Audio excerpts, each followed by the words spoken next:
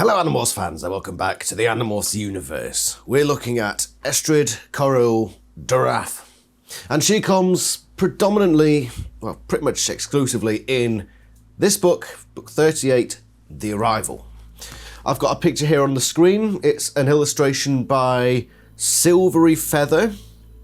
And this is their depiction of Estrid. So, let's begin this analysis by looking at how she's first introduced to the team. The Animorphs are going into a newspaper print where Eric King, you know, the Chi, the ultimate spies and also super powerful and they can get themselves out of tricky situations, has been taken hostage, tied to a chair and is just being beaten mercilessly by some Yeerks. I'm not going to go into how sus that is. Just go watch the original review of that book. But anyway, that's where we start, and then the whole battle ensues, and then some Andalites turn up. Let's look at some quotes going over how Estrid was first introduced to us. Visser 3. It's a trap, Jake shouted. I stared at the heavily muscled Andalite body, at the tail blade that could kill with one swipe. Looked with hatred at the only Andalite controller in the galaxy. The doors to the freight elevator opened. The Hawk-Bajir wavered, distracted. Down! Jake roared. Fire! Dracon beams burned, inches above us. And now, tsew, tsew. Shredder fire. The sound, so like a Dracon beam, was different enough for any Andalite aristh to recognize. More Andalites! Visser 3 yelled, his thought-speak voice torn between outrage, fear, and simple disbelief. 4 Andalites jumped from the elevator like bucks clearing a fence.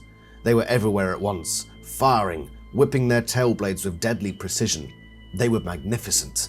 I fought beside a young female. She had impeccable timing. She was dangerous. She was beautiful. Visser, Prince Jake snapped. Maybe those cops are your people, but maybe not. Walk away and you live, for now. The Visser did not deign to respond. He slammed his way past the Taxon, leaving the creature oozing goo from a deep gash. The battle was over. Then, through a cloud of plaster dust, I saw one of the Andalite warriors jump over a fallen body of a Hawk-Bajir and land face to face with Visser 3. Of course, these Andalites weren't under Prince Jake's orders. The Andalite lifted his shredder. It would be a point-blank killing. I felt a surge of hot joy in my heart. Visser 3 looked at the Andalite. Arbat? The Andalite's eyes flickered and his finger hesitated on the shredder. Thwap! With the flat of his tail blade, the Visser smacked the weapon from his assailant's hand. Withdraw, now! One of the Andalites commanded. Everybody out! Prince Jake ordered. Wait!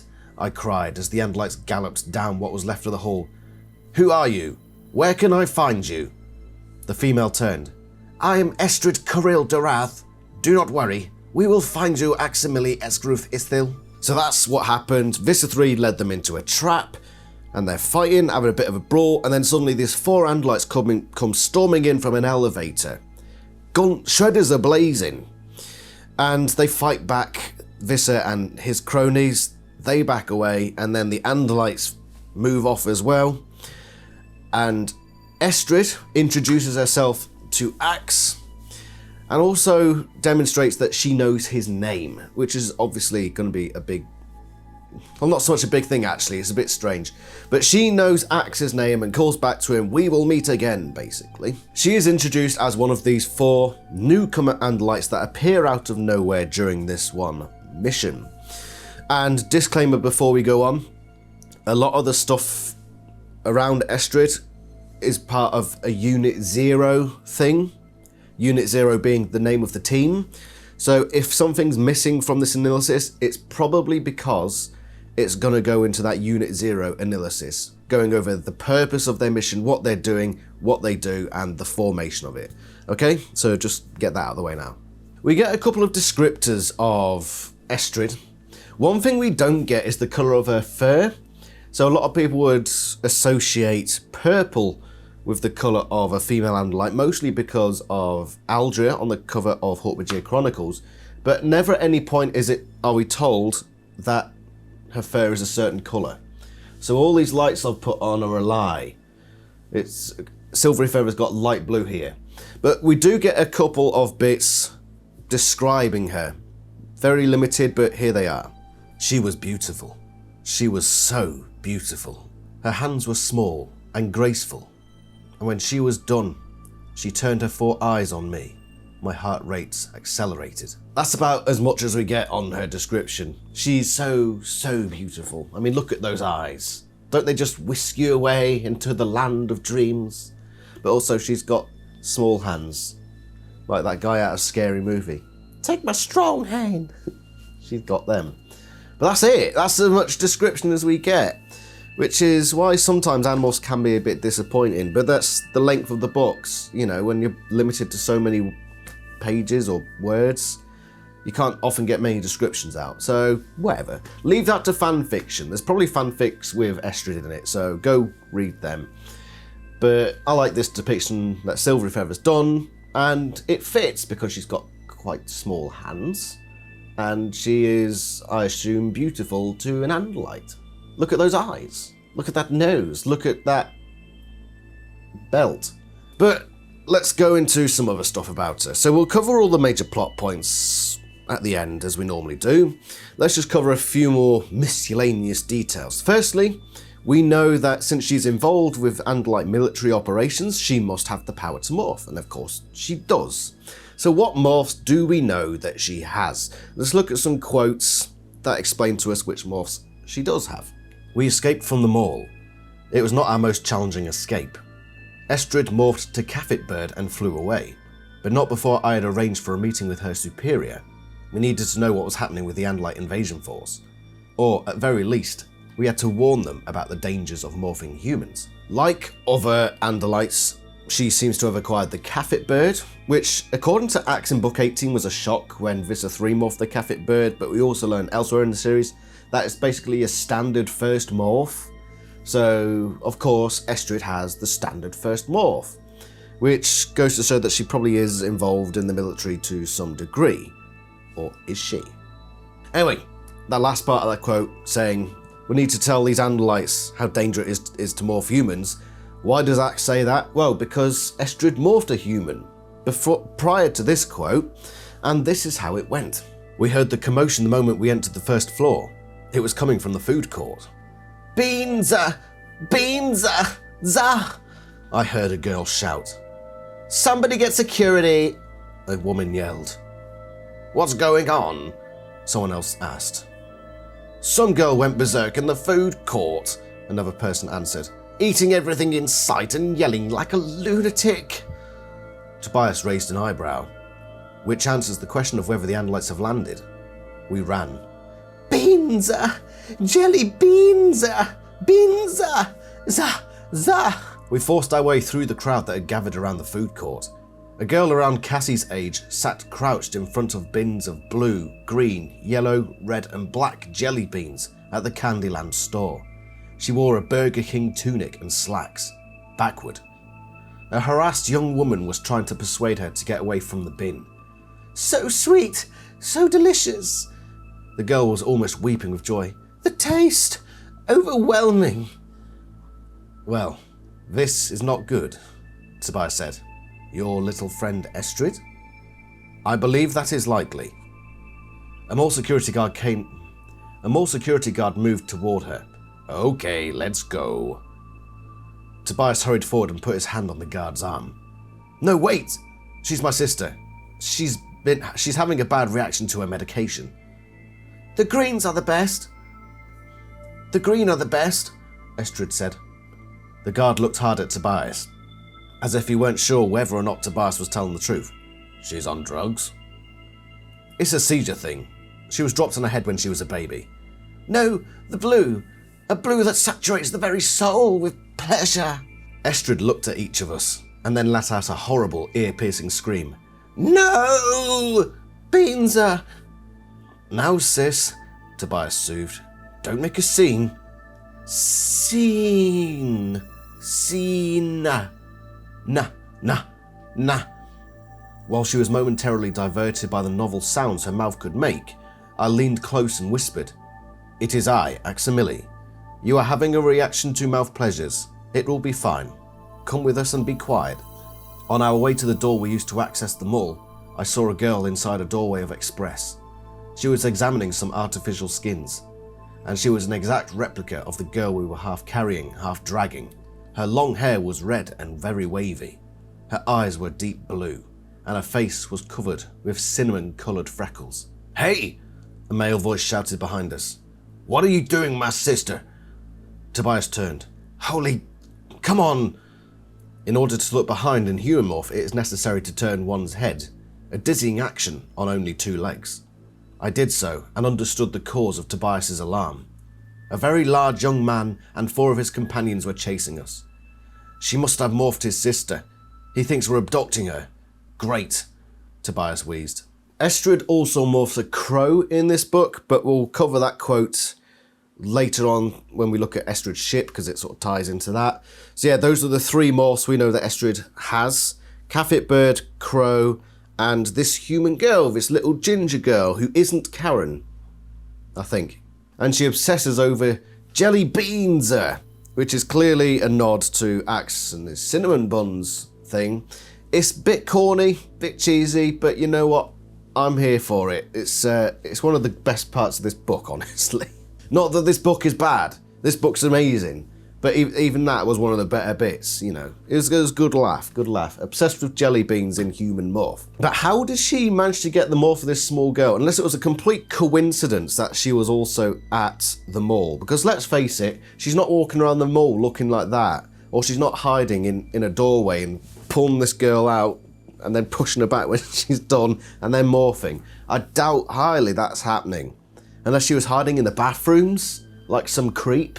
But again, no, that's not happened. How has she gotten this little girl's morph? It's implied that she took it from the girl in the mall, because else why would she be there? And this is a complete coincidence, which could well be.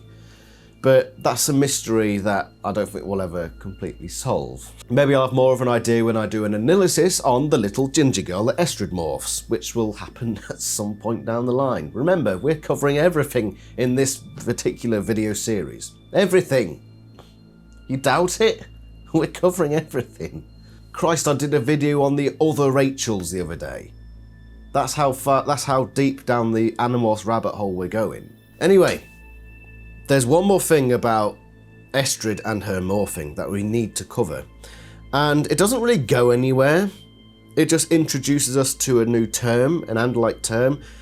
And basically, Estrid is what the Andalites call an estrine. Estrid's eye stalks receded into her skull. Her legs and arms retracted.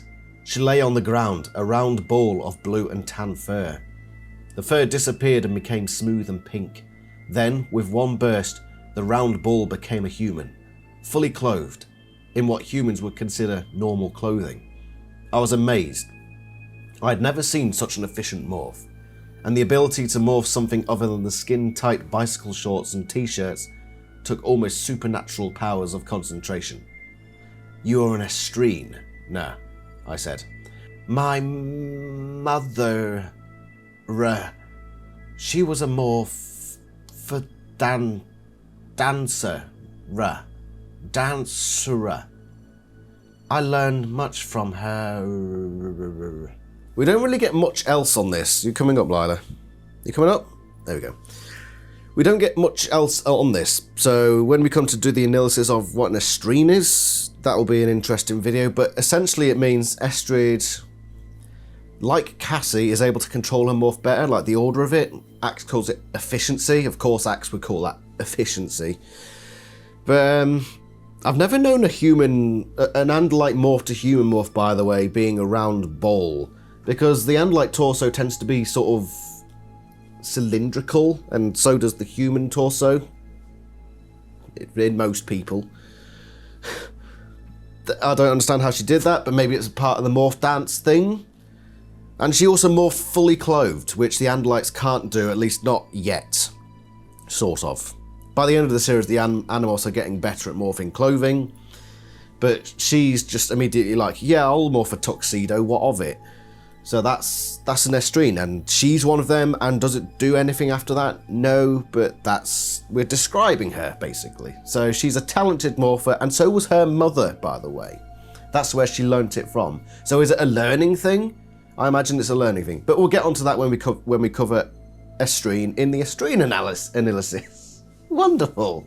But enough about that sort of stuff. Let's cover what truly matters in a person. The personality. What is Estrid's personality like? And as much as all the other things we covered are lovely and she seems so nice and you know, she's a great morph dancer and she's a good fighter and she likes beans, her personality is pretty terrible. This human is Jake. He is my prince, I explained. Estrid looked as if she might laugh. To an Andalite, the notion of an alien as a prince was humorous, but she restrained herself. I am honoured to meet you, Jake. Likewise. Then Estrid put a hand on my arm and thought spoke privately to me. My heart fluttered at the touch. May I ask you a favour? My experimentation with the human morph was unauthorised. Will you refrain from mentioning it to my commander? For a moment I was too stunned to answer. Such a breach of discipline. Perhaps females were allowed more latitude and thus felt free to take more liberties. I did not know, but I could see no harm in protecting her from what might be a harsh punishment. Now, I bigged up her bad personality before reading you that quote, and we will cover the worst parts of her personality as we go through this, but that's our first real snippet of who this Estrid character is. So, she's like most Andalites, and it is said in that quote, she has got a superiority complex when it comes to alien races. She is an alien racist, which is unfortunate and not a particularly nice personality trait. But she manages to hide it for now. For now, she manages to restrain her laughter. You take orders from this creature. No, she's more like, you take orders from this creature. Yeah, it's more like that. And then she turns to Axe and says, you remember when I did that thing I shouldn't do? Can you just keep that a secret from my commander? That'd be cool. Which, it shows off a bit of a rebellious side, and it's not necessarily a bad trait. It is in terms of military, but it's not too bad. It gets worse from here regarding your personality, but we will get onto that eventually. Thing is, at first Axe is rather taken by Estrid here. He doesn't get the full whack of her personality until the plot progresses. And actually, there's a little romantic side story that comes in book 38, The Arrival. And yeah, Axe is in love. Let's look at the quotes of him being in love before the inevitable, oh, that's what she's like, happens. The female knew my name. The only way she could know this is via the message I transmitted to the home planet, or through the forces we encountered on Lyra. Funny you should mention Lyra, Marco said. He did not say anything more. He did not have to. There, for the first time in my life, I had learned that even an Andalite may be a traitor. These warriors are true Andalites, I insisted. I know this. When I fought beside the female, I felt a sense of connection unlike anything I've felt before. Another look passed from face to face. This time, it appeared to be one of amusement. Axe, Cassie said, I think you have what is commonly known as a crush. A what? A feeling that makes it hard for you to see the truth, if the truth is unpleasant, she explained. Yeah, you know, like the way Cassie can't see that Jake is really just a pinhead, Marco said. The Animorphs are first to notice Axe's infatuation with Estrid. We also get a bit there, while we're on the topic, of how she knew his name. And Axe says, it's either that time we contacted the Andalites in book 8, or book 18, where we obviously were involved with Andalite stuff going on. How did Estrid and the other Andalites know who it was? They've obviously had instruction from Andalite Command of what's going on Earth, because, yeah, they know that Axe is down there. They don't mention anything about Ciro's kindness either, by the way, which is a story for another day. You're right, Lila. But we can theorise that The Andalite Command has told Unit 0 that Axe is down there, which leads to conclusions further down the line that we're not going to get into until we get onto the Unit 0 AniLysis. It all connects like a web, doesn't it? Anyway, let's carry on with Axe's love story, because he and Estrid go to the gardens together and they have their first kiss. It would be very harder to have a mouth all the time. Time. It would be very difficult to concentrate on a plint-conorhythmic equation for more than 2 minutes. One would be too busy tasting chocolates and making raspberries. The vibrations made my lips tingle. She leaned close, watching my mouth intently. So close I could feel the tendrils of her human curls tickling my face. They have another use for mouths, I said. In addition to eating and making mouth sounds? Yes. Would you like to experience it? Is it pleasurable? She asked. I shrugged my large human shoulders. I do not know. I have never performed the action before. It requires 2 individuals, each possessing a minimum of 1 mouth. Let us experiment. Experiment. I took Estrid's face in my hands and I pressed my lips against hers. I have no words to describe the sensation. It did not tickle the mouth or cause my lips to tingle. It caused a chaotic flutter in my stomach. Small bumps broke out up and down my arms. I only had 1 heart now, but it thundered. I pulled away. That was pleasant, Estrid said, but not as pleasant as chocolate. No, but pleasurable, I said. Yes. Later, Estrid and I flew through the night sky, side by side. This too was pleasurable. I almost wished we could spend the rest of our lives like this, together, free. No more war, no more duty, no more fear. It was possible. If we remained in Morph beyond 2 hours, we would become Nothlets, like Tobias. We could go where we would never be found. Not by the Yeerks, not by the Andalites, and not by the Animorphs. For one brief moment, I considered it. So, that is where Axe feels like he's truly in love. That he's willing to abandon everything just to say, I want to be with that. Even though it might not be that because we'll be Nothlets. Yeah, that's how far Axe is going. He's actually, into her personality. And then the story continues. So let's get into the plot of book 38. So that kiss scene, by the way, comes sort of midway through the book, which was a good scene, wasn't it? It was quite amusing, and it's done in the only way Axe and another Andalite could have gone through that scene. But that comes later on. Before that happens, we meet the group of Andalites out in a desert, some random location in the middle of nowhere. And this is how it goes. Estrid had refused to guide me to the Andalite ship. She was not authorized to reveal its location. Commendable caution. But she had agreed to arrange a meeting with her commander in this spot. Estrid was waiting at the edge of the thicket. How odd that the sight of one of my own people should seem so strange. It was almost disturbing, somehow. It made me feel lonely, which made no sense. Why should the sight of this single, lovely female make me feel lonely? Yeah, you can already see Axe falling for this girl straight away. He's absolutely simping for her. But, sorry, I've got cat hairs all over my... Thank you, Lila. Cat hairs everywhere now. I've got to go to work later. You don't care, do you? Don't care. You're worse than Estrid. But you're so goddamn adorable! It's Estrid who gives them the meeting place and introduces the Animorphs to her commander, and we meet the team and we see the dynamics straight away. And it's unusual, or at least it's unusual to Axe and how he sees things, how they go in the Andalite military. I said nothing. Ariths do not speak until spoken to. Most ariths. This is Aximili Esgruth Isthil, Estrid said. These Andalite warriors are Commander Gonrod Isfil Sonili, Intelligence Advisor Arbat Elevat Estoni, and Alof Atamil Gahar. I saw Commander Gonrod's face tense at her forwardness, but he did not reprimand her. Arbat's eyes smiled slyly. The great thing about this book is Jake, and he handles the whole book supremely well. And in this meeting, he starts off with a bang. So things aren't going as planned.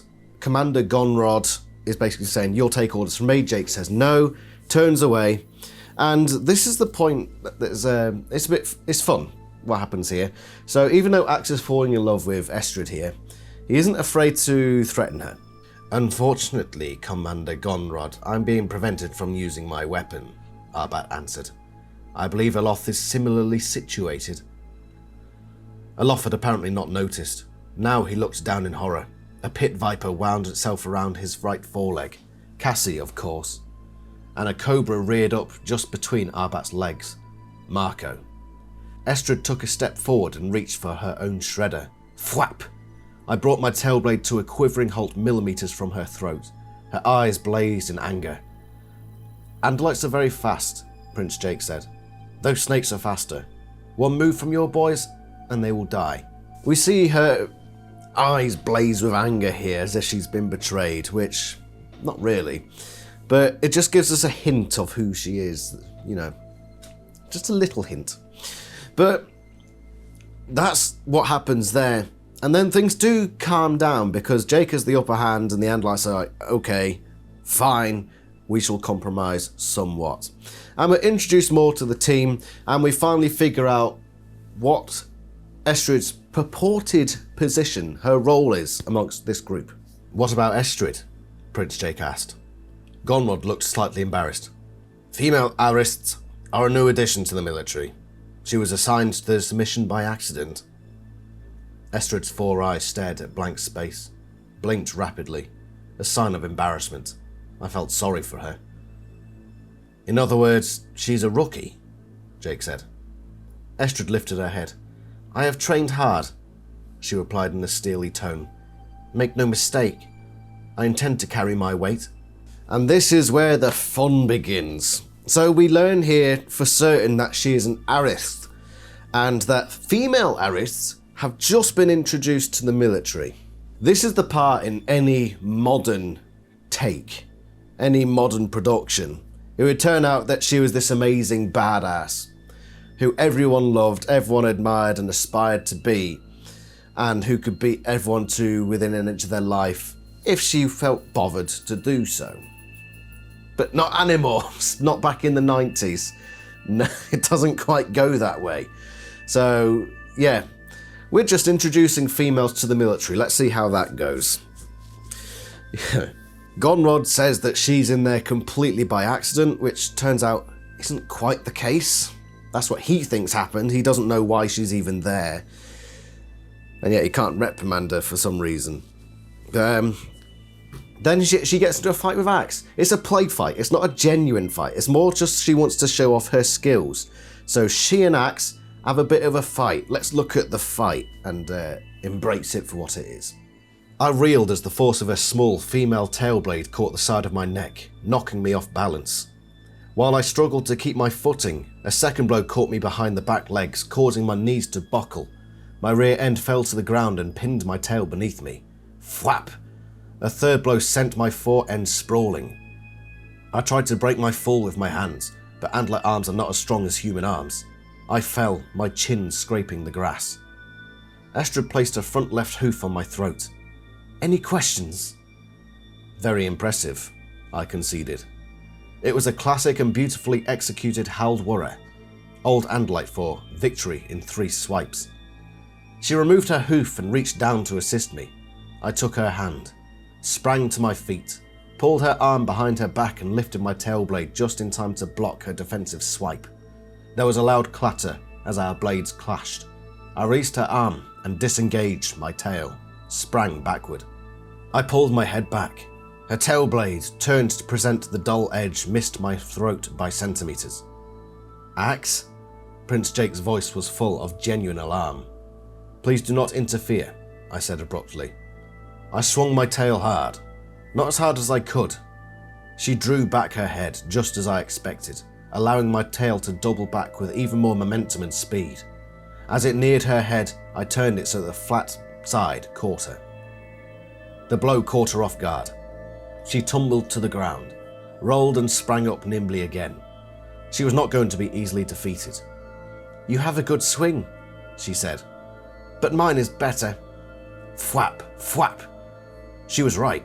I had never seen a tail move so fast. In the blink of an eye, she caught me with the exact same move.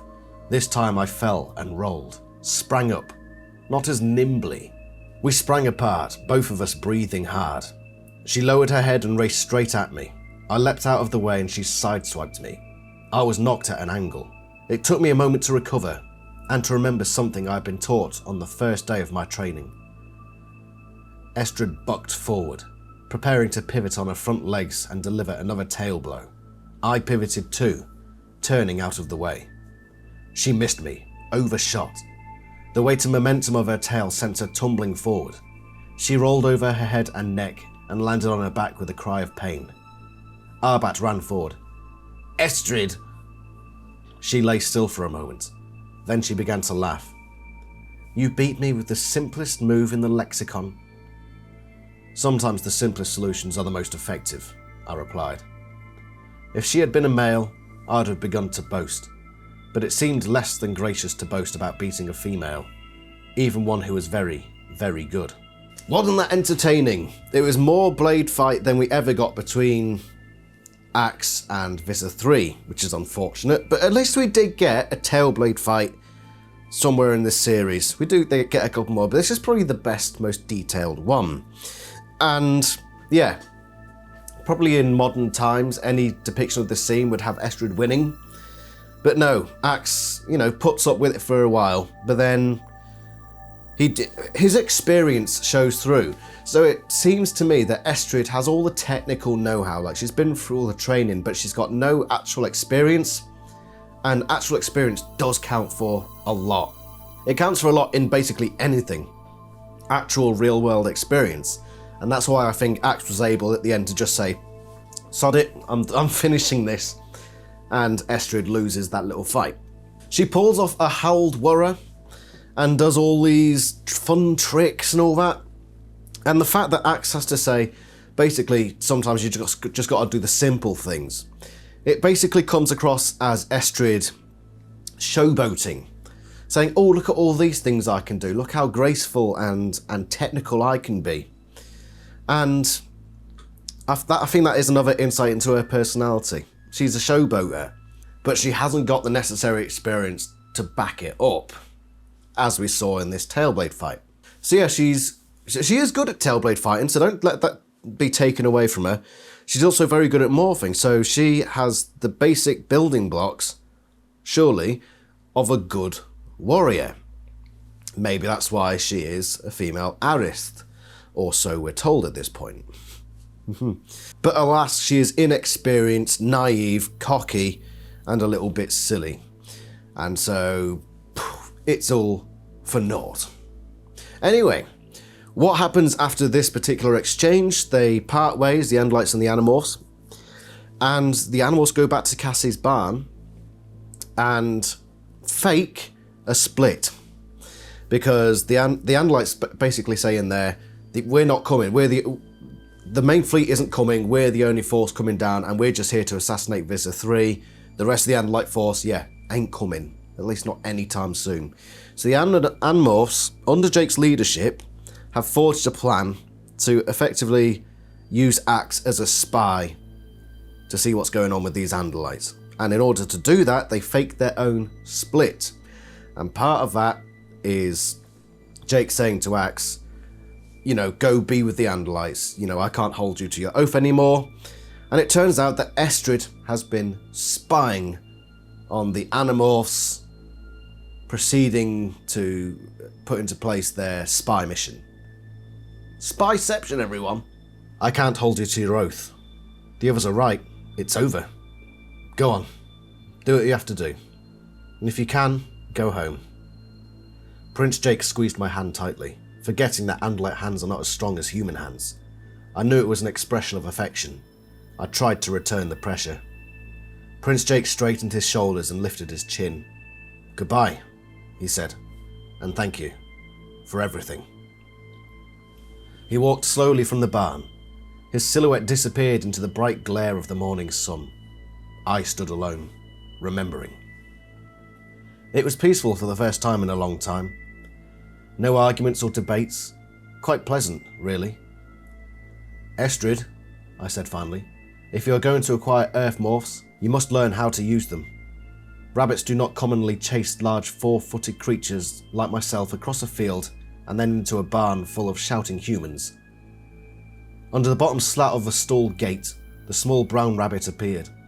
Estrid quickly demorphed and blinked with embarrassment at her mistake. I have much to learn. I will teach you, I said simply.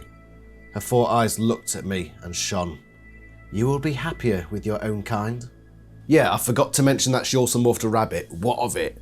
Anyway, she was spying on the Animorphs splitting up, who were beginning their spy process on the AniLysis. So yeah, it's a confusing storyline, but once you actually read through it a second time, you see all the pieces falling into place. Anyway, this is where we see Estrid using her Chromorph that we discussed earlier. They're going to fly to this AniLysis ship, and Estrid will give us the small tour. Let's go through that. The AniLysis ship was cloaked in a large, empty field outside the fence of a family entertainment centre called the Gardens. I knew the Gardens well. Within it was a zoo where Prince Jake, the others, and I had acquired a number of useful morphs. We flew there from the barn. Before we left, Estrid acquired an earth bird morph, a crow. We flew, but far enough apart to allay suspicion. As we descended, a square hole appeared in the sky, the upper hatch of the ship. We flew inside and it slid shut behind us. This is the upper deck, Estrid explained. Let us demorph and I will take you to the command deck. This ship is designated the Crusader. It's an MSTL-37, she explained. A mobile science and technology lab ship. Pretty much obsolete by now. An odd choice of ship to send on such a mission. She shrugged. It was what they could spare. The fighters and transports were needed in 9 Sifter. We stood in front of a drop shaft and waited for the doors to open. Estrid, I would like to ask a favour of you. Her 4 eyes looked curiously at my face. I still respect my former prince. We fought many battles together. I would appreciate if you would refrain from reporting that he was unable to maintain control of his warriors. I would not want the others to lose respect for him. He has fought a good fight. You kept my secret. I will keep yours. The drop shaft door opened and I stepped in beside her. I was uneasy. My request had been a test, but I was not sure whether she had passed or failed. I felt grateful for her willingness to protect my prince, but what kind of an aristh would agree to withhold sensitive intelligence information from her superiors? Had she been instructed to gain my trust in order to spy on me? Or was she simply undertrained, unsuited to the military because of her gender? I resolved to keep my guard up and my eyes open. Once again, Ax is curious as to Estrid's behaviour, and he thinks, is this a woman thing? Because, you know, that's the first thing that pops into his head, of course.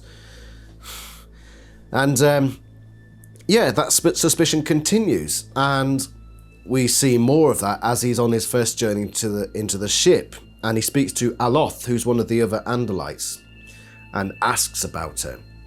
And then she talks to Gonrod in a way that just doesn't seem fitting for an AniLysis aristh.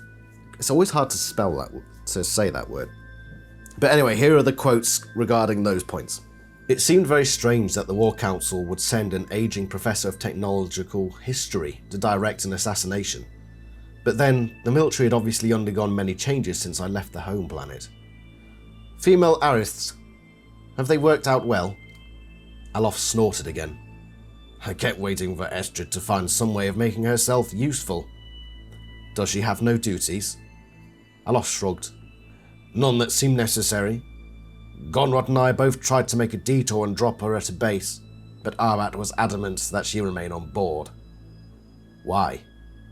He shrugged. I cannot think of any reason why he would want an inexperienced female aristh on a mission like this, especially one who is not exactly regulation issue. She behaves more like a princess than an aristh, and Arbat treats her that way. Does her presence concern you? I suppose not. She is probably here because intergender staffing is some pet project Arbat sold the War Council on. Or maybe she is somebody's niece and he got her fast-tracked through the academy. Alof gave me a significant look and laughed cynically. I had the feeling I had just missed something. But if that were true about Estrid, it would explain many things. I saw Estrid in the arched doorway that led to the exit corridor. "Commander Gonrod," she announced. "I'm going on a tour of the gardens and would like Aximili to accompany me. He can familiarise me with Earth creatures."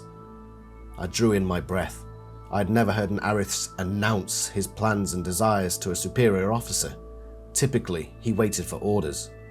Gonrod's eye stalks quivered angrily. Estrid appeared to have no idea she had committed a breach of military conduct. I watched unhappily. I hated to see her rebuked. Strangely, Gonrod did not do so. "Very well," he answered curtly.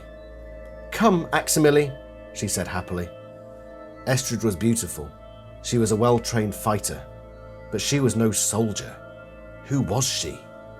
It's at this point we're starting to realise that maybe we're not being told the full truth about Estrid. It's just the way she conducts herself. I've been in the military, and assuming it's anything like our military, the AniLysis military, then there's certain ways you approach command, or you're up basically, you're 1 up, 2 up, or just anyone, any officer basically. There's a way that you handle yourself. And if Axe is looking at it thinking, that's not how it works, and yet the result isn't as expected, then there's something going on. And it's usually quite weird. Then again, you could say, on small ships, where you got only a small crew, the rules are often more lenient. And that's usually a morale thing. So I was on Albion, a massive ship with lots and lots of people. The rules were very strictly adhered to. Whereas on smaller ships, like ships where you only have, 10 people on board, everyone's very friendly with each other. So officers and ratings will be a bit more chummy and very much more lenient, because having a small crew, you know each other much more personally. You want to treat each other more like human beings rather than military assets. So maybe Axe doesn't know that, but as we find out later on, his suspicions are indeed well placed. But I'm just giving an example of, why this might seem weird to Axe. But basically, Gonrod and Alof don't even know why she's there, effectively. Axe starts to talk to Estrid a bit more and trying to figure out from her what exactly is going on here as well. "Tell me about Arbat and Gonrod," I said. "Arbat says Gonrod is an excellent pilot, and that Alof scored the highest target impact rate in the history of the Academy. Arbat says he's a top sniper." Arbat says, again. Suddenly, I understood. How could I have been so obtuse? Estrid was Arbat's niece. Of course. That was what Alof had been hinting. No wonder Estrid was allowed so much license. Axe starts to believe what Alof hinted at, which is that he thought Estrid was related to Arbat, which is why she was shown so much leniency, why Arbat was basically the one she would go to at any given point, and yeah. Turns out that isn't true. And considering we're told that Arbat is Alaran's brother, that would have made Alaran and Estrid relatives as well, which should have added more confusion to proceedings. But that isn't the case, and we'll find that out later. But that's what Axe now believes. That's what he's been forced to believe at this point.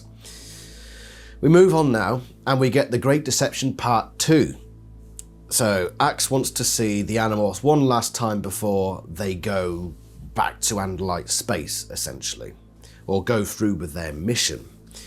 And of course, the Animorphs are trying to convince the AniLysis that there are no Animorphs anymore, and this is how they do it. We followed Cassie from a distance. She flew back to the barn. Estrid and I flew quietly through a hole in the roof and perched on a beam where we could watch without being seen. Marco lay on top of several bales of hay. He was drinking a soda and reading a magazine. "Marco," Cassie cried, in human form now. You've got to help me. Rachel's going totally postal at McDonald's. Not my problem. Me, I like Burger King. Cassie snatched the magazine from Marco's hands. She's going to kill somebody. What's it to you? I thought you were out of this. We can't just stand by while innocent people get hurt. Marco shrugged. Speak for yourself. I have seen enough, I told Estrid. We quietly made our way out of the hole in the barn roof and took wing. I pity you, Aximili, Estrid said. How did you endure it? How could you bear to live among such inferior creatures? They have fought well in the past, but they are demoralized by the prospect of certain defeat. Her voice was skeptical. Perhaps, but no Andalite would behave so. Even in defeat, we are proud. She sounded arrogant and vain, like me. That's basically Estrid's signal that the Animorphs are no longer part of the equation and Axe is firmly on side. That's the plan that Jake has put into place, and it works.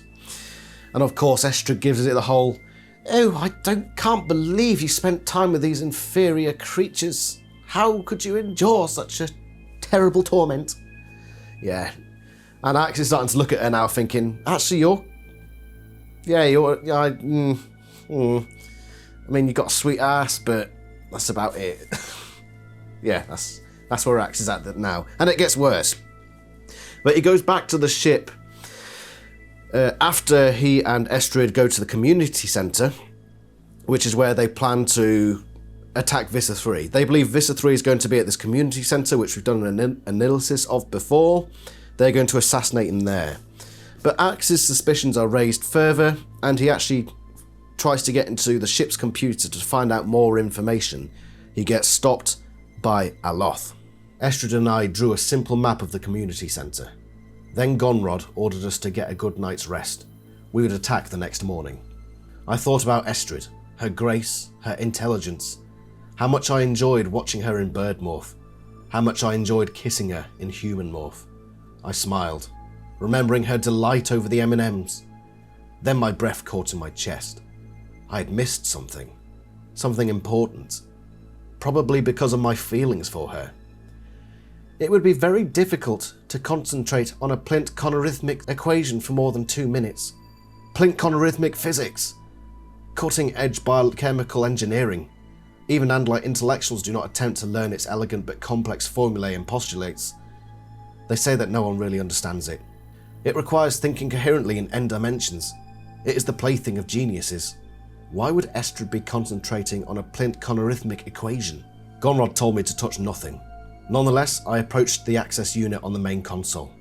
Estrid's 4 eyes had been on the control panel when she programmed my access code. I had watched her fingers. I would use that code now. I pulled up the stats on the ship. Estrid was right. An old MSTL-37, obsolete for scientific research and pressed into service as a medical transport for the wounded and dead in the last 2 wars. I tried to call up the personnel records. A green light began to blink. Encrypted data. Available to ALX level clearance only. Enter code. Thwap! A tail blade was pressed hard against my throat. Spying is a capital offence. Aloth. I am not spying. Then what are you doing? I have forgotten much, I lied. I was trying to familiarise myself with the workings of the ship. I had a question. Aloth, who is really in command of this unit? Arbat? Gonrod? Or is it you? Aloth laughed again. Sometimes, little aristh, I think it is the female.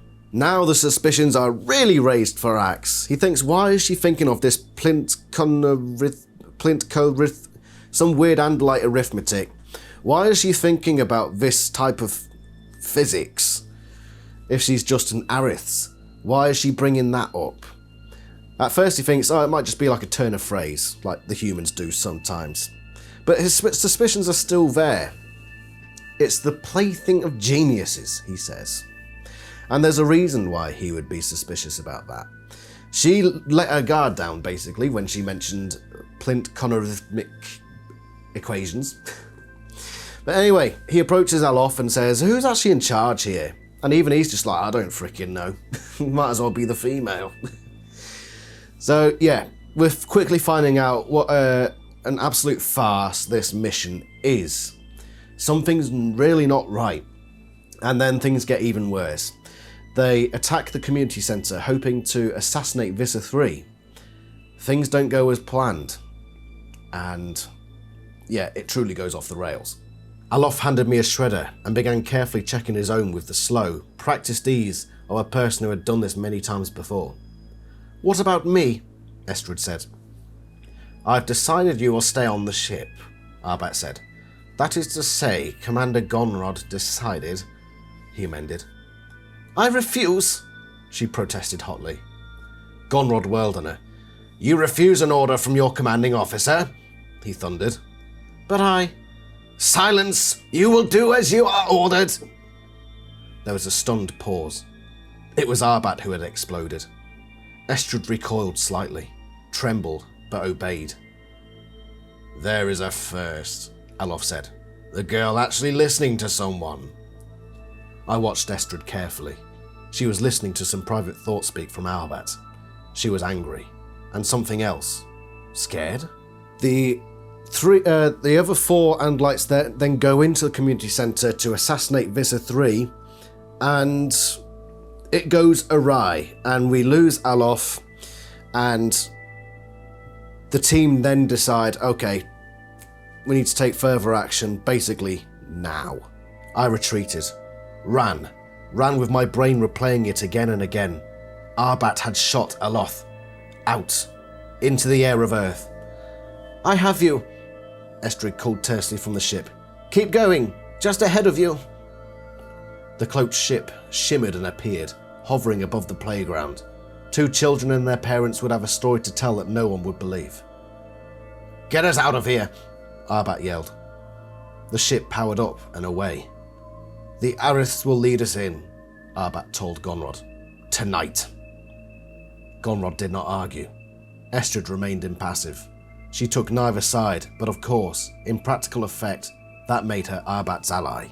It's implied here as well, by the way, that Estrid can pilot a ship. Obviously, probably not as well as Gonrod, but she has got the skill to pilot a simple Andalite ship. So we're adding that to the collection of Estrid knowledge. But Alof is now dead, and Arbat says, we're actually going to go to the Earthpool tonight. We're going to do this thing tonight. Which, obviously then, that means, well, surely Gonrod isn't actually in charge now. If Arbat is saying we're going to do this, and Gonrod's just like, yeah, fine. So all along, Axe's suspicions have been correct. Gonrod really isn't actually in charge here. Something else is going on, and we will learn about that. But first, without Alof there to defend the personnel records, Axe, with the help of Mr. King, is able to access the personnel records this time, and he makes a startling discovery. Gonrod left the deck. I took a deep breath, entered myself in the computer as the officer on duty. Then I said, "It is safe." The panel of monitors before me shimmered, and out of the image stepped a thing that seemed to be made of steel and ivory, a machine whose form vaguely suggested that of an Earth canine. The android met my gaze, then shimmered again. Where the android had stood was now a man who called himself Mr. King. Arbat Elevat Estoni? Pause. The android turned his canid face to me. You have a bunch of unlucky friends. This one was also killed aboard the Ralek River. Yes, quite a coincidence. Is that it? One more name. Estrid-Corrill-Darrath. Pause. No record. Try again. Says no record of personnel by that name. Try accessing the Academy files. This time the pause was longer. Nope, Mr. King said. Nothing. I was feeling sick, scared, impossible. It was all impossible. A tired old ship sent on a vital mission staffed by misfits who were already listed as dead. My heart began a dull, sickening thud. The Andalite War Council did not expect this ship to return. The Andalite War Council did not want this ship to return. This ship was on a suicide mission. Axe has figured it out. This ship was not meant to assassinate Visser 3. It was meant to do something else. But what is it meant to do? He figures it out. He tries to seek Estrid, but he ends up in a laboratory on board this ship and speaks to her, finds out exactly what's been going on this whole time. I passed Aloth's empty quarters. Gonrod's door was closed. So was Estrid's, but I knocked softly. No answer. I pressed my ear against the door to see if I could hear her stirring. I heard nothing. At least nothing from inside Estrid's room. A vibration in the wall, sound conducted by the metal tubing that reinforced the seams of the ship. I heard the clink of plex against plex, the faint rattle of metal, and then the sound of hooves. The sound was travelling up from the second tier, the tier that was supposed to be sealed off, the lab. The smells of death receded and were replaced by the smell of decontaminant. I stopped outside a door. Yes, she was in there. I slid the door open manually to minimise noise. Estrid stood at a lab table, pouring the contents of one plex vial into another. She dropped the first vial into a steaming container of decontaminant and carefully began to place a cap on the second vial. She saw me, jerked in surprise. The vial slipped from her hand. No! Her terror galvanised me. I dove forward, my back legs skidding on the floor. I fell heavily but reached out my hands and caught the vial. Estrid groaned and her knees buckled. She sank down, held a trembling hand out to me. Give it to me. Her voice shook. Please. Carefully. What is it, Estrid? Her expression hardened. That is not your concern. I rolled to my feet, still holding the vial. Careful, she cried, scrambling up herself. I began to open the vial. No! She lurched forward. I held it out of reach. I've grown very tired of being lied to, I said. I want the truth. Go ask Arbat. I'm asking you. I cannot answer. Ah, but you can, I said. I held the vial gingerly and twisted open the cap. No, you idiot! Question number 1. You are not an aristh, are you? Her eyes flickered. No, she said after a long pause. Yes and no, she amended. I was made an honorary aristh for this mission, but I have never attended the academy. I was ashamed to say that my first feeling was one of embarrassment. That a female, one that had never even attended the academy, had very nearly beaten me in a one-to-one combat. If you did not attend the academy, where did you learn your tail fighting? I have a brother, she explained. My embarrassment was not alleviated. I too had a brother with whom I tail fought, but it took years of academy training for him to achieve your level of skill. My brother is Ajat Litsen-Eth, she said. Ajat Litsen-Eth. I could not help laughing. Ajat Litsen-Eth is the highest scoring exhibition tail fighter on the Andalite planet. And are you also Arbat's niece? No, his student. At the University of Advanced Scientific Theory. I was astounded. But you are... young, yes. I'm a prodigy. A genius. I do not mean to sound immodest, but it is true. It has not been easy, she said softly. At the university, they treated me as a joke when I arrived. A young female. So, of course, they forced me into subparticle fusion. The eyes on her face flashed with anger. I was so intellectually frustrated, I wanted to die. Then I met Arbat. Now her eyes shone. He saw past my youth and my gender. He saw what I could do if I had the freedom and the tools. His influence changed everything. I received my own lab, permission to follow my own area of interest. Plint conorhythmic physics? She nodded. Theoretical or applied? Applied. Yes, of course. Slowly, carefully, I placed the vial on the counter. What is it? I asked, almost certain that I'd rather not know. A prion virus of sorts. I would explain, but you... No, I would not understand, I admitted. I discovered it. By accident, really. When I confided in Arbat, he sealed off my lab to the rest of the faculty and my research was classified as Apex-level weapons intelligence. Is it a weapon? She nodded. 3 benign particles. In combination, they form a quasi-virus. A programmable virus. Deadly to Yeerks. I shivered with revulsion. Germ warfare. Her eye stalks drooped. There is one problem, she continued. One of the components is subject to... To simplify, it has a volatility that could cause it to mutate in a Yeerk with a human host. Meaning? Meaning it could become deadly to humans also. Gonrod and Aloth were dupes. This mission was about Arbat and Estrid. Gonrod was an expendable pilot. Aloth, a thug. The War Council sent them to Earth with the understanding that their mission was to assassinate Visser 3. The reality was that Estrid and Arbat were here on a genocidal errand for which no one on the War Council was willing to take official responsibility. Not after the disaster on the Hork-Bajir planet. In fact, the War Council might know nothing of this mission at all. Was Arbat a renegade? Forgive me for the sheer quantity of quote there, but I don't think I needed to interject at any point to explain what was going on. It's pretty self-explanatory what has happened here. Basically, Estrid isn't an aristh, she's made an honorary aristh for this mission.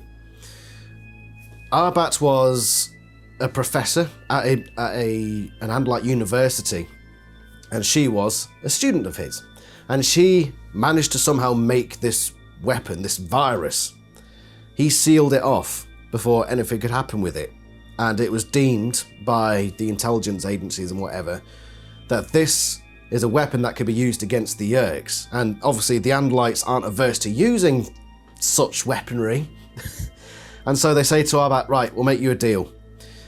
You go to Earth, we'll give you some pilot and an assassin, some guy skilled in fighting. Your mission is to go to Earth under a secret mission with this scientist who can, get the stuff sorted when you get there. You are to use it against the Yeerks on Earth because we can't be bothered to go there. We need to deal with it in as simple and as efficient a manner as possible. We're going to use this prion virus. Estrid-Corrill is the scientist who created it, who is able to use it, create it on Earth in a fresh environment without all the travel nonsense, and give it to Arbat, who will then use it against the Yeerks. And Estrid knows this. She knows that this is the mission and she has known it all along. So she has effectively been keeping secrets from Aximili. Just as he kept her secret and she kept his secret, she's keeping her secret from him. Lots of secrets, lots of that going on. And of course, this is the part where we find out that Estrid truly is a nasty piece of work. It was all about me. You needed me. Only I could give you the location of the Yeerk pool. It is too well shielded from your senses. You needed me. Estrid met my gaze. If she was ashamed, she hid it well. Your appearance at the newspaper was no accident. You needed to encounter me. And the attack on the community centre? Necessary to show me that the only remaining alternative was the Yeerk pool. The best place to introduce the virus. You used me. Visser 3 murdered your brother. We knew that you would have no alternative but to help us kill him. I wanted to deny it. Wanted her to deny it. An immoral, illegal, despicable mission. And I was a necessary part of it all. I was a pawn in a terrifying replay of the crimes on the Hork-Bajir world. You cannot do this, I told Estrid. Why not? She lifted her chin. I'm working to eliminate the instability. But even if it does prove fatal to humans as well as Yeerks, our aims are achieved. The Yeerks will never be able to use this planet as a host colony. The humans will not die in vain. The Yeerk scourge will stop here. They will not succeed in enslaving one more race. Your logic is indisputable. Yet, if the price of freedom is the loss of an entire sentient species, then perhaps the price is too high. The universe is a vast place, Aximili Escruth Isthil. We cannot afford to be sentimental about one species. There is too much at stake. Aximili, if you only understood the elegance of the equations, if you could grasp the mathematical beauty, we are on the verge of deploying a weapon that, once it is perfected, will make us invulnerable. We will have absolute power throughout the galaxy. We can destroy the Yeerks, but not only the Yeerks. We can stop all wars, all destruction, annihilate all enemies of decency and goodness before they can carry out their evil. Estrid, if you are prepared to kill everyone, anyone that opposes you, I asked her, how are you different from the Yeerks? We are Andalites. Basically, Estrid is a genocidal maniac. So much for the first female in the military. Honest to God, this would not be written like this today, surely. Basically, she's saying, we're the good guys and we're doing the good thing, therefore we can do whatever we want and it's the good thing. We see a lot of that these days from unfortunate people. Basically, it's the old thing of, we need to stop these evil people by doing an evil thing ourselves, and because we're the good guys, then that evil thing is actually a good thing. Yeah, we see that a lot throughout history and a lot in modern day, and I'm not going to get into topical discussions, but we do see a lot of it around, and much closer to home than we'd like to think, unfortunately. So Estrid cackles evilly, says, I'm the good guy, so I can do whatever the hell I want, and screw the human race and all the other buggers that get in our way of defeating the evil ones. And then Arbat enters the room, and it is revealed to Estrid, who apparently was not aware of this particular fact. Estrid is made aware of the fact that it is a suicide mission and that she and Arbat are not due to survive. She is laying down her life for this noble cause. And how does she react? She immediately changes sides. And in my original review of this book, I didn't like this bit. I went back and looked back at my review of 38 just to get more info. And in my review, the first time I read this, at least as an adult, I didn't like it. I thought it was such an abrupt, weird change. But actually now looking at this Estrid character more in depth, it makes total sense. She is that sort of person who just immediately flip-flops based on her own self-preservation. It's all about her. So let's look at that flip-floppery now. Arbat, have you told Estrid that her name, her presence here on this ship, her very existence has already been wiped from the databanks? That caught Arbat by surprise. How? But he caught himself quickly. A security precaution? No. Preparation for a suicide mission. I turned my face to Estrid. You may imagine that this terrible deed is approved of by the people, but it is not. The Andalite people would arrest you and charge you as a criminal. That is why the people will never be told. It is why only the dregs of the Andalite military, Aloth and Gonrod, could be used. You have said enough, aristh, Arbat snarled. They needed you, Estrid. They needed a person of your genius to manage the weapon. But you, like Aloth and Gonrod, will never survive. Arbat cannot allow it. Only he can survive. The apex-level intelligence agent who passed himself off as a professor. Why? To find someone like you, Estrid. Estrid focused her main eyes on Arbat. Is it true what Aximili says? She asked. Arbat glared at us both, but then his face softened when he looked at Estrid. Yes, I am truly sorry. I have deceived you. If it is any comfort, it was to protect you. Protect me? From what? You brought me here to die.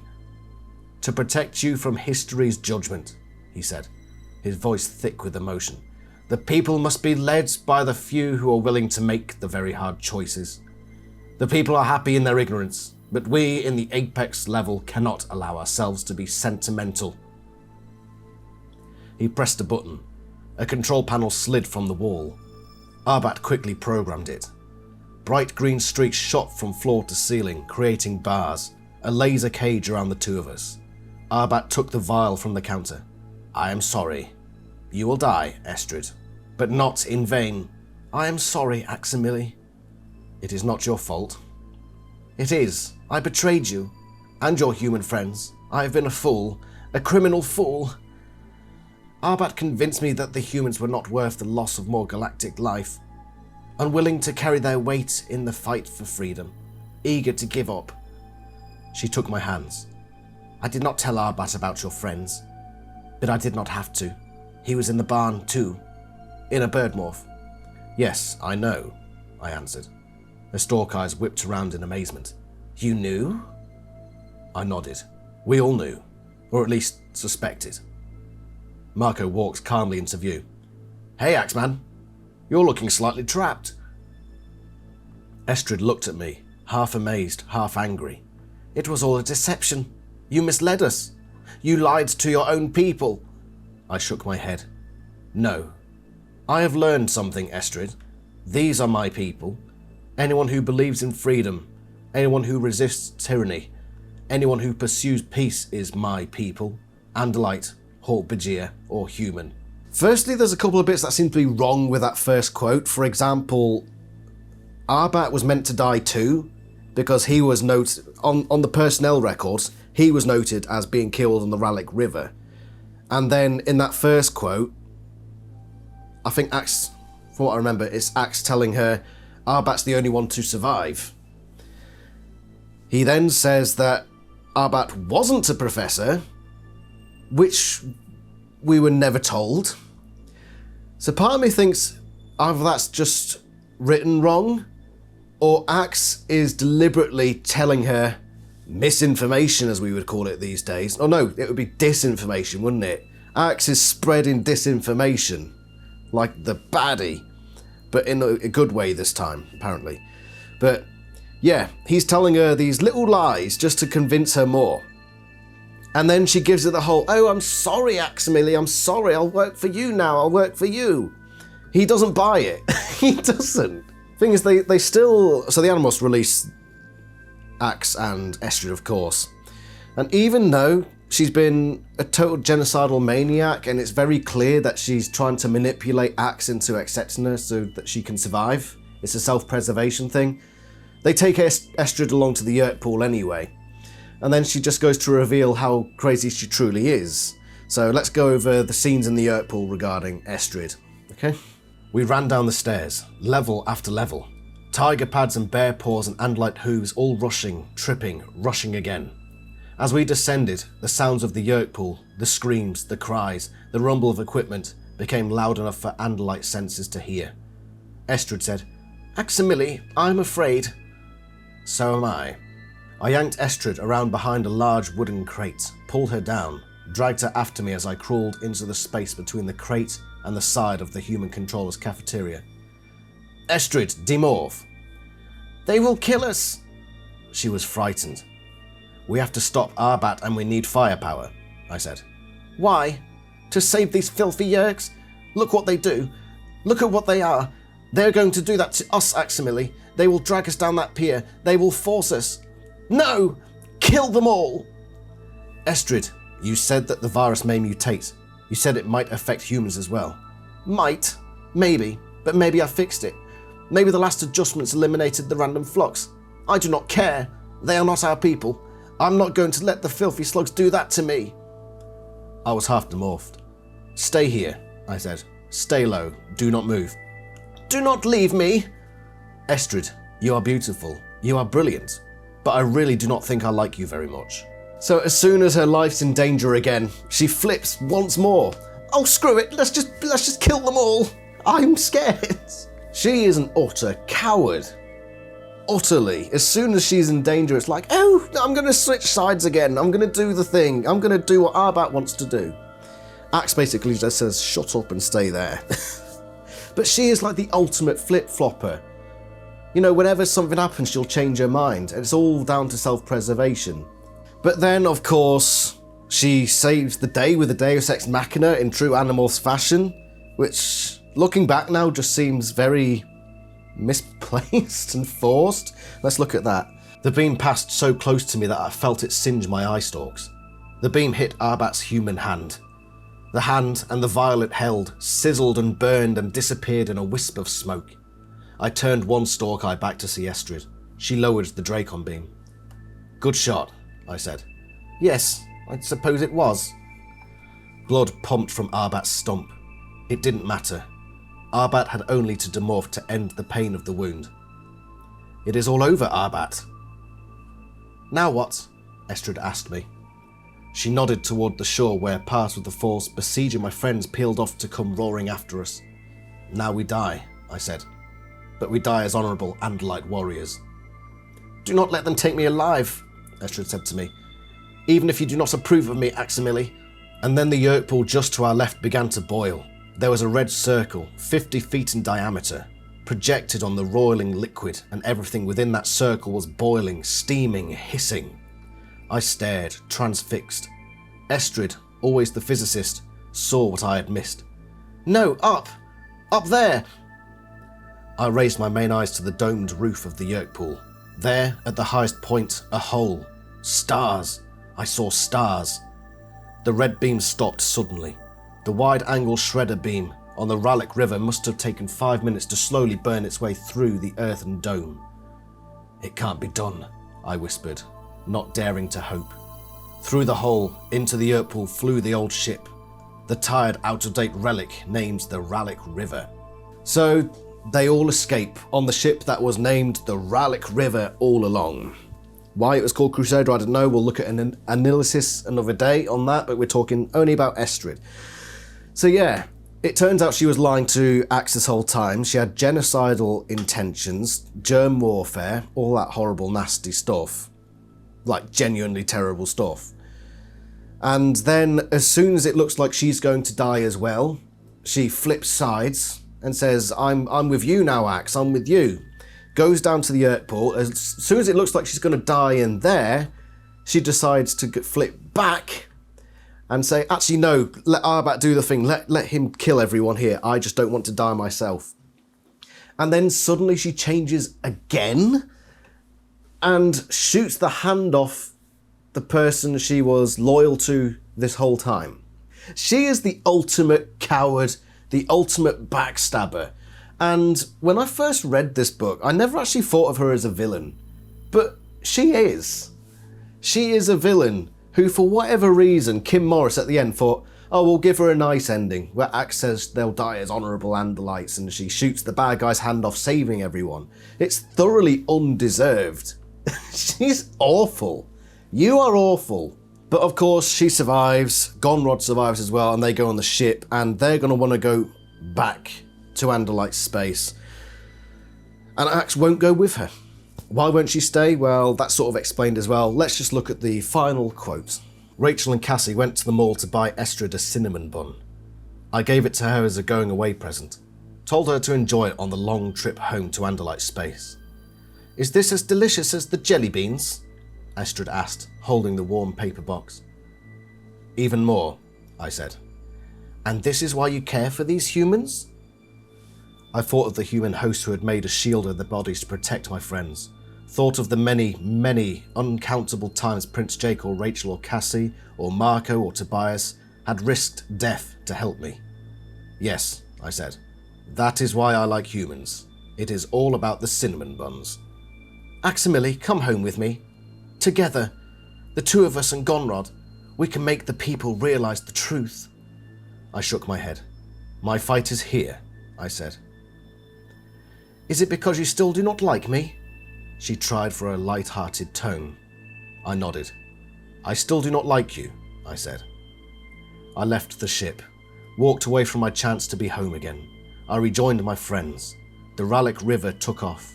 Did it escape Visser 3's dragnet? Did it make it safely into zero space? I do not know. I walked away and did not look back. Axe absolutely hates this one. He's just like, yeah, go away now. I've had enough of you. Safe travels. I don't like you. And off she goes. And it's sort of sad in a way that he had this romance and it's just immediately like, oh, she's actually a really bad person. She'll turn on a dime. She blows with the wind. So sod off, you evil, evil cow.